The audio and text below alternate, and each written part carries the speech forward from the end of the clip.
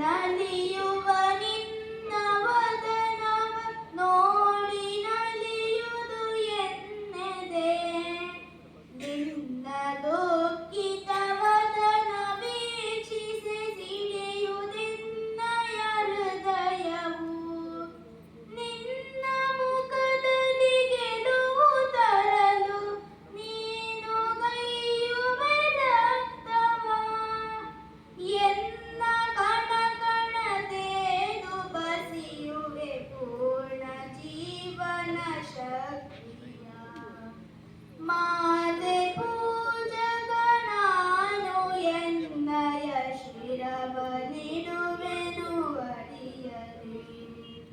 ನಿನ್ನ ಕೀರ್ತಿಯು ಜಗದಿ ಮೆರೆಯಲಿ ಒಂದೇ ಆಸೆಯು ಮನದಲ್ಲಿ. ನಿನ್ನ ತೇಜವ ಜಗವು ನೋಡಲಿ ಉರಿವೆ ದೀಪದ ತೆರದಲ್ಲಿ. ಎನ್ನ ಶಕ್ತಿಯ ಕೃತವು ಸತತವು ಎರೆಯುವುದಿರುವೆನು ಬರದಲ್ಲಿ. ಮಾತೃಮಂದಿರ ಬೆಳಗುತ್ತಿರಲಿ ನಾನೇ ನಂದ ದೇವಿಗೆ. ಭಕ್ತಿ ತೆರೆದಿ ದೇಹ ಉರಿಯಲಿ ಸಾರ್ಥಕತೆ ಈ ಬಾಳಿಗೆ. ಮಾತೆ ಪೂಜಕ ನಾನು ಎನ್ನಯ ಶಿರವ ನಿಡುವೆನು ಅಡಿಯಲಿ. ನಿನ್ನ ಕೀರ್ತಿಯು ಜಗದಿ ಮೆರೆಯಲಿ ಒಂದೇ ಆಸೆಯು ಮನದಲ್ಲಿ. ರುದ್ರನಾಗಿ ವಿರೋಧಿ ವಿಷವನು ಬರದಿ ನಾನದ ನುಂಗುವೆ.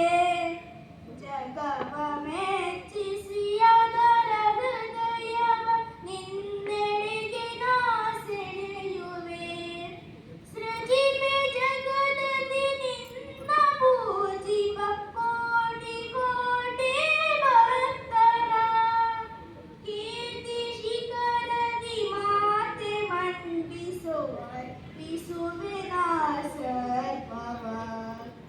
ಮಾತೆ ಪೂಜಕ ನಾನು ಎನ್ನಯ ಶಿರವ ನಿಡುವೆನು ಅಡಿಯಲಿ. ನಿನ್ನ ಕೀರ್ತಿಯು ಜಗದಿ ಮೆರೆಯಲಿ ಒಂದೇ ಆಸೆಯು ಮನದಲ್ಲಿ. ಒಂದೇ ಆಸೆಯು ಮನದಲ್ಲಿ. ಒಂದೇ ಆಸೆಯು ಮನದಲ್ಲಿ. ಹೆಸರು ಕೂಡ ಹೆಣ್ಣಿನೇ ಹೆಸರು ಇಟ್ಟಿದ್ದೇವೆ. ಅವಳನ್ನು ಕೂಡ ನಾವು ಜಲಮಾತೆಯಾಗಿ, ಗಂಗೆಯಾಗಿ, ತುಂಗೆಯಾಗಿ, ಗೋದಾವರಿಯಾಗಿ ಬೇರೆ ಬೇರೆ ಹೆಸರುಗಳಲ್ಲಿ ಅವಳನ್ನು ನಾವು ಪೂಜನೆಯನ್ನು ಮಾಡ್ತೇವೆ. ನಮ್ಮ ಸುತ್ತಲಿರುವಂತಹ ದನಗಳನ್ನು ನಾವು ಗೋಮಾತೆಯಾಗಿ ಪೂಜನೆ ಮಾಡ್ತೇವೆ. ಮುಕ್ಕೋಟಿ ದೇವರು ಎಲ್ಲಿದ್ದಾರೆ ಕೇಳಿದ್ರೆ ಅದು ಆ ಗೋವಿನಲ್ಲಿದೆ ಅಂತೆ. ನಾವಿವತ್ತು ಬೇಡದ ವಸ್ತುಗಳನ್ನು ಆ ತಾಯಿಗೆ ಕೊಟ್ಟಾಗ ಅದನ್ನು ಸ್ವೀಕರಿಸಿ ಅವಳು ನಮಗೆ ಅಮೃತವನ್ನು ಕೊಡ್ತಾ ಇದ್ದಾಳೆ. ಒಂದಿಷ್ಟು ಸಮಯ ನಾವು ತಾಯಿಯ ಎದೆ ಹಾಲನ್ನು ಕುಡಿತೇವೆ, ಮತ್ತಷ್ಟು ಸಮಯ ನಾವು ಕುಡಿಯುವಂಥದ್ದು ಆ ತಾಯಿಯ ಹಾಲನ್ನು. ಇವತ್ತು ನಾವು ಆ ತಾಯಿ ಆಮ್ಲಜನಕವನ್ನು ತೆಗೆದುಕೊಂಡು ನಮಿಗೂ ಆಮ್ಲಜನಕವನ್ನು ಕೊಡುವಂತ ವಿಶ್ವದ ಏಕೈಕ ಪ್ರಾಣಿ ಹೇಳಿದ್ರೆ ಗೋಮಾತೆ. ನಮ್ಮೆಲ್ಲರಿಗೂ ಗೊತ್ತಿದೆ ಗೋಮಾತೆ ಹೇಳುವಂಥದ್ದು ಶ್ರೇಷ್ಠ. ಹಾಗಾಗಿ ಹಿಂದೂ ಸಮಾಜದಲ್ಲಿ ಅವಳಿಗೆ ಉನ್ನತವಾದಂತಹ ಸ್ಥಾನವನ್ನು ಕೊಟ್ಟಿದ್ದೇವೆ. ಆದ್ರೆ ಇವತ್ತಿನ ಸಮಾಜದಲ್ಲಿ ನಾವು ಏನ್ ಮಾಡ್ತಾ ಇದ್ದೇವೆ ಅಂತ ಹೇಳುವಂಥದ್ದನ್ನು ಅವಲೋಕನ ಮಾಡುವಂತಹ ಸಂದರ್ಭ. ಮನೆಯಲ್ಲಿ ಖಂಡಿತವಾಗಿಯೂ ನಾವು ಇವತ್ತು ಗೋವನ್ನು ಸಾಕಲಿಕ್ಕೆ ಹೋಗ್ತಾ ಇಲ್ಲ. ನಮ್ಮ ತಾಯಿಯಂದಿರಿಗೆ ಇವತ್ತು ಅದಕ್ಕೆ ಬೇಕಾದಂತಹ ಸಮಯ ಕೂಡ ಇಲ್ಲ. ನಮ್ಮ ಮಕ್ಕಳಿಗೆ ನಾವು ಗೋಮಾತೆಯ ಮಹತ್ವವನ್ನು ಹೇಳುವಂತ ಕೆಲಸಗಳನ್ನು ಮಾಡ್ತಾ ಇದ್ದೇವೆ ಅಂತ ಕೇಳಿದ್ರೆ ಅಲ್ಪ ಸ್ವಲ್ಪ ಅಲ್ಲಲ್ಲಿ ಬಾಲಗೋಕುಲ, ಅಲ್ಲಲ್ಲಿ ಭಜನಾ ತಂಡಗಳಲ್ಲಿ ಆಗ್ತಾ ಇದೆ. ಹಾಗಾದ್ರೆ ಗೋವಿನ ಪವಿತ್ರತೆಯನ್ನು, ಗೋವಿನ ಮಹತ್ವವನ್ನು ನಾವು ಹೇಗೆ ತಿಳಿಸಬೇಕು ಅಂತ ಹೇಳುವಂಥದ್ದು ನಾವು ಮೊದಲಿಗೆ ಅರಿಬೇಕಾದದ್ದು. ಇವತ್ತು ಗೋಮಾತೆಯನ್ನು ಇಡೀ ಕರ್ನಾಟಕದಲ್ಲಿ ಸಂಚಲನ ಮಾಡಿದ್ದಾರೆ. ಗೋವಿನ ವಿಷಯಗಳನ್ನು ಹೇಳ್ತಾ ಬಂದಿದ್ದೇವೆ. ಆದ್ರೆ ನಮ್ಮ ಮನೆಯಲ್ಲಿ ಗೋವಿದೆಯಾ ಕೇಳಿದ್ರೆ ಖಂಡಿತವಾಗಿಯೂ ಇಲ್ಲ. ಲಕ್ಷಗಟ್ಟಲೆ ಕೊಟ್ಟು ನಾವು ಬೇಕಾದಂತಹ ವಿದೇಶಿ ತಳಿಯ ನಾಯಿಗಳನ್ನು ಸಾಕ್ತೇವೆ, ಬಣ್ಣ ಬಣ್ಣದ ಅಕ್ವೇರಿಯಂ ಅಲ್ಲಿ ಮೀನುಗಳನ್ನು ಸಾಕ್ತೇವೆ. ಆದ್ರೆ ಗೋವುಗಳು ಸಾಕ್ತೇವೆ ಕೇಳಿದ್ರೆ ಇಲ್ಲ. ಯಾಕಂದ್ರೆ ನಮ್ಮ ಮನೆ ಬಾಗಿಲಿಗೆ ಇವತ್ತು ನಂದಿನಿ ಹಾಲುಗಳು ಬರ್ತಾ ಇದೆ ಅಲ್ಲ, ಮತ್ತೆ ಗೋವಿನ ಹಾಲುಗಳು ಬೇಕಾ? ಖಂಡಿತವಾಗಿ ಇವತ್ತು ನಾವು ಇದರ ಬಗ್ಗೆ ಆಲೋಚನೆ ಮಾಡಬೇಕು. ಮನೆಗಳಲ್ಲಿ ಗೋವುಗಳನ್ನು ಸಾಕಲಿಕ್ಕೆ ಆಗದವರು ಎಷ್ಟೋ ಜನ ಇರಬಹುದು, ಆದ್ರೆ ಸಾಕುವಂತಹ ಮಹಾತ್ಮರು ಇರಬಹುದು. ದೇಶೀಯ ತಳಿಯ ಗೋವುಗಳನ್ನು ಸಾಕಿ ಆ ಉಸಿರಾಡುವಂತಹ ಗಾಳಿ ನಮ್ಮ ಮನೆಯ ಸುತ್ತಲೂ ಉಸಿರಾಡಿದ್ರೆ ಖಂಡಿತವಾಗಿಯೂ ಲಕ್ಷ್ಮಿ ನಮ್ಮ ಮನೆಯಲ್ಲಿ ಬಂದು ನೆಲೆಸ್ತಾಳೆ.